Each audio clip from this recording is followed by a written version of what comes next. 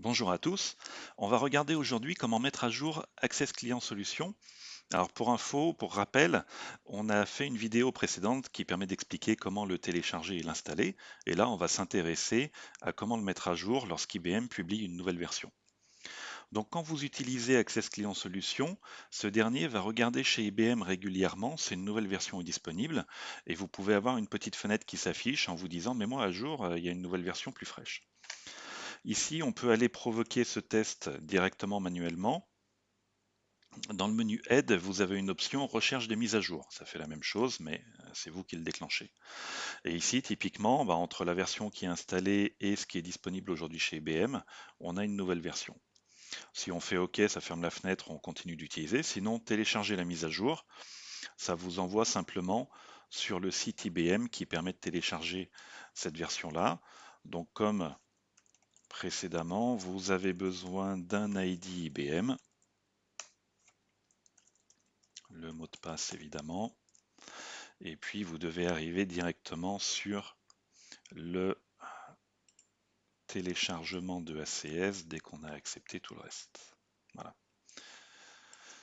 Et donc ça se passe de la même façon que pour l'installation from scratch. D'abord, on enregistre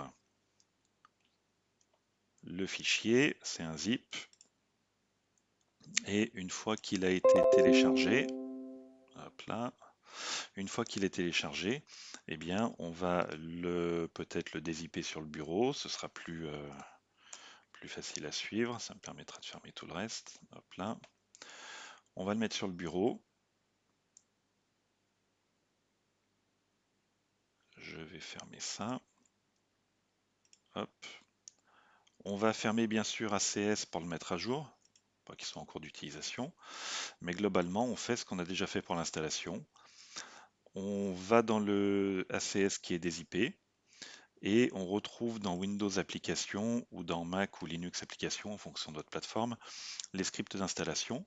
Les scripts d'installation, si je le relance, va détecter qu'on a aujourd'hui une installation de ACS existante et va faire la mise à jour de cette installation.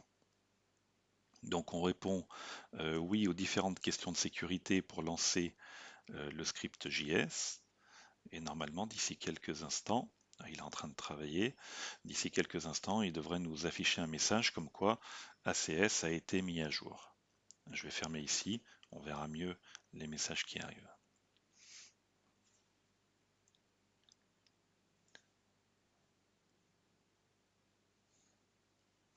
Donc dès que ACS aura été complètement mis à jour, on pourra relancer l'interface principale, on sera sur la nouvelle version sans problème. Voilà, donc l'installation est terminée. Contrairement à l'installation initiale, on ne nous repose pas toutes les questions. Est-ce que vous voulez l'émulation? Est-ce que vous voulez les spools?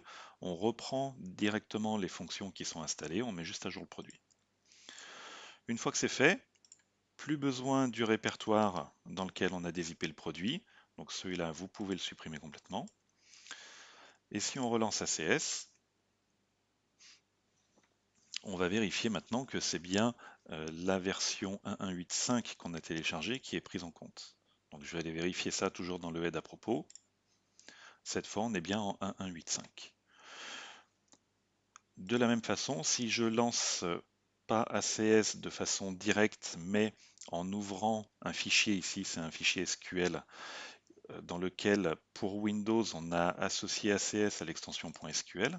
Donc si je laisse en fait tous les paramétrages par défaut côté Windows s'exécuter, je vais lancer ACS et je vais juste vérifier que ça a bien suivi. C'est bien le 1.8.5 également qui est pris en compte.